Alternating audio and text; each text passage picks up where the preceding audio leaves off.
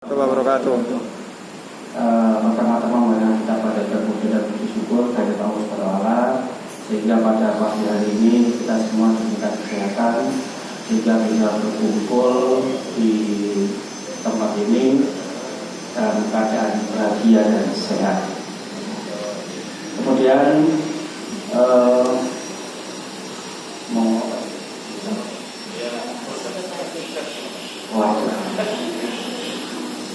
terima kasih. Alhamdulillah pada kesempatan hari ini, pagi ini, saya mau kebetulan disuruh ngomong ceritanya. Cerita kalau bisa sukses sih, menurut saya sih, saya juga belum sukses ya, masih proses belajar juga. Tapi yang perlu digarisbawahi di sini bahwa dimanapun kita melakukan penjualan, entah di pasar domestik maupun di pasar internasional, yang pertama dituntut adalah standarisasi. Nah, standarisasi ini banyak ya, maksudnya itu ada beberapa kategori tingkatan yang bisa dilakukan teman-teman semua. Kami juga dulu mengawalnya dari dapur rumah tangga kami sendiri juga. Waktu itu masih menggunakan open tangkring ya. Tangkring, karyawan juga cuma 20. Saya sama istri tok maksudnya 2 orang yang nolnya kabur. Itu kita ngawali tahun 2017. Artinya sejak tahun 2017 produk itu tidak, meskipun sebelumnya kita sudah create, tapi kita nggak langsung launching, nggak langsung keluarkan. Tapi 1 bulan kita lakukan namanya tes rasa. Jadi selama 1 bulan kita lakukan namanya trial, bentuk, rasa, kerenyahan dan lain-lain, minimal 100 orang. Kita teskan ke saudara, tetangga, teman dan lain-lain. Kita mendapat masukan seperti apa. Kemudian kita juga teskan lagi rasanya itu ke 5 orang chef yang kita kenal. Kita juga perlu masukan dari mereka-mereka yang ahlinya, supaya kita mempunyai produk itu nanti tidak ada banyak perubahan. Kemudian setelah 1 bulan berikutnya kita pikirkan namanya desain. Meskipun kita belum punya cukup modal waktu itu untuk membuat kemasan yang bagus, tapi kita sudah mempunyai referensi. Kita maunya model kemasannya seperti ini, desainnya seperti ini. Nah, untuk pembuatan desain ini kita juga pikirkan selama 1 bulan. Kemudian 1 bulan berikutnya lagi kita masih pikirkan namanya strategi marketing. Jadi kita pikirkan juga strateginya apa, target segmennya apa, siapa, umur berapa, laki-laki perempuan, kota apa di desa. Jadi kita pikirkan sampai jauh itu. Nah, dari situlah kemudian yang keempat, jadi kita sebelum launching di bulan November 2017 itu 4 bulan sebelumnya kita sudah lakukan itu. 1 bulan terakhir kita lakukan namanya test market. Setelah kita ketemu dengan desainnya, kemasannya, taste-nya, baru kita lakukan namanya test market. Nah, test market ini kita lakukan, kita titip di beberapa toko gitu. Kita minta reviewnya dari tokonya tersebut. Memang judulnya tidak dijual. Oh iya. Produk kami adalah brandnya namanya It's Nighttime Snack. Namanya keripik brownies ketan. Cuman karena kita waktu ngurus namanya izin ke ekspor, itu nggak ada namanya ekspornya. Terpaksa namanya kita ganti, namanya brownies ketan crunchy biskuit. Waktu proses BPOM pun juga sama. Kemudian waktu proses SNI dan ACCP juga sama. Jadi saat ini legalitas kami yang kami miliki yaitu PIRT, BPOM dalam proses, kemudian halal, SNI dan ACCP. Kita lakukan tahun 2020 prosesnya pengurusan SNI sama ACCP tahun 2020 per tanggal 3 3 Maret sertifikat SNI sama HSI-nya keluar. Kemudian bulan kemarin, bulan November, alhamdulillah Ismit Snack ini mendapatkan penghargaan juga sebagai SNI Award. Seperti itu gambarannya. Jadi prestasi yang kami miliki tahun 2019 kita juara 1 ikan award. Kemudian tahun 2020 kita menjadi best product versi BUMN. Tahun 2021 kita SNI Award. Nah tahun 2022 ini tidak tahu.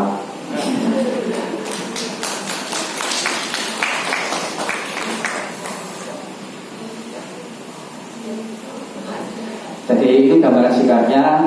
Jadi pada saat kita launching, saya kembali lagi ke resep launching tadi. Setelah kita siapkan semuanya, kita lakukan tes market namanya 1 bulan. Kita titipkan minimal 10 toko. Satu toko kita kasih waktu itu 10 pack. Jadi kita sudah sediakan waktu itu 200 pack hanya untuk tes market. Sejauh mana kita mendapat review, tapi pada saat kita tes market kita kasih form. Jadi teman-teman bisa lakukan kasih form, karena itu gratis, biasanya nggak nolak, pengunjung nggak nolak, mesti ngisi dengan catatan ngisi apa yang dirasakan dan dimakan di situ, bukan dibawa pulang. Minimal 1-2 keping suruh rasain, setelah itu suruh isi form. Nah, setelah didapatkan itu akhirnya kita mengerucut dari bentuk tes, kemudian kemasan, kita dapat review dari konsumen yang istilah notabene dalam tanda kutip netral, bukan dari teman, bukan dari keluarga, dan dari saudara juga. Artinya pure itu adalah 100 orang ini, itu adalah 200 ya, kita sedikit waktu 200 pack ini itu memang dari konsumen umum. Nah dari situ akhirnya kita tahu kekuatan atau potensi produk ini kita mau jual ke kemana. Nah dari situ akhirnya kita mulai masuk ke titik-titik ke beberapa outlet retail modern supaya untuk mengangkat brand kita juga sambil kita ngurus namanya legalitas. Jadi ini menjadi sedikit awal kisahnya dulu Pak ya. Memang terkadang teman-teman itu yang saya tahu kalau bikin produk itu langsung langsung posting di WA, new arrival, silahkan pinang, silahkan mampir, silahkan. Nah, jangan dulu. Mendingan kita mundur waktu 1, 2, 3 bulan. Tapi begitu nanti launching, begitu dikeluarkan, produk ini sudah jadi. Tidak ada namanya review test, terutama review test. Kalau review packaging pasti. Tempat saya aja itu mengalami beberapa kali penggantian desain, tapi testnya tetap tidak berubah sejak kita launching. Jadi ini mungkin kualitas produk itu menjadi salah satu standar yang utama. Setelah itu kalau produk kita bagus, insya Allah market juga akan terbentuk. Kalau market terbentuk, nanti beberapa badan-badan lembaga pemerintah kalau memang pas ada penggunaan sertifikasi, insya Allah akan support kok. Insya Allah akan support. Kita memang sudah dikenal di Kementerian Perdagangan, Kementerian KUKM, Kementerian Pendidikan terakhir kemarin kita ikutkan namanya 10 UKM Indonesia itu untuk mendapatkan namanya program IRP. Jadi hanya 10 aja karena nilainya program IRP ini sekitar hampir 35-40 juta. Itu kita beli dibiayai dari Kementerian Pendidikan melalui kampus Universitas Merdeka. Jadi kalau teman-teman misalnya serius, maaf ya, fokus bukan berarti banyak produk bagus atau sedikit produk bagus, enggak, tapi pikirkan porsinya. Semakin banyak produknya, semakin tinggi biayanya. Kami dari 2017 hingga saat ini itu hanya 1 produk. Karena kalau kita punya 2 produk, kita harus pikirkan kemasannya bagaimana. Nanti kalau sudah masuk ke legalitas, itu juga biayanya masing-masing. Jadi fokus satu produk, jadikan dulu. Kalau sudah punya market, Bapak Ibu mau punya produk 2, 3, 4, bahkan mau membawa produknya teman-teman akan lebih mudah karena sudah terbentuk market yang pertama. Jadi fokus, biaya marketingnya juga lebih murah, mikirnya juga lebih gampang. Gak banyak, sama kalau kita punya anak 1 dengan anak 2 itu beda mikirnya, hanya fokus ke 1. Jadi saya mau jadikan 1 ini benar-benar menjadi sumber pendapatan keluarga. Jadi mungkin boleh itu saja gambarannya. Ya, boleh. Mohon untuk berbagi, Pak. Karena saya pribadi itu belum berpengalaman dan sudah terlanjur untuk menyuruh orang meminang di WA dan Facebook. Ya. Nah, itu karena sudah terlanjur, sarannya itu bagaimana? Terus yang kedua, mungkin bisa cerita pada kami agar menjadi motivasi, omset pertama itu berapa dan sekarang sudah mencapai berapa? Maaf itu. Oke. Terima kasih. Oke, terima kasih Pak Hasan. Oke, kalau sudah terlanjur woro-woro ke teman-teman ke sosial media, selalu kita bilang ke teman-teman yang lain itu cuma satu, pilih produknya yang paling disukai. Disukai bukan berarti disukai menurut kita, tapi disukai oleh konsumen. Nah, dari itu fokuslah di situ dulu.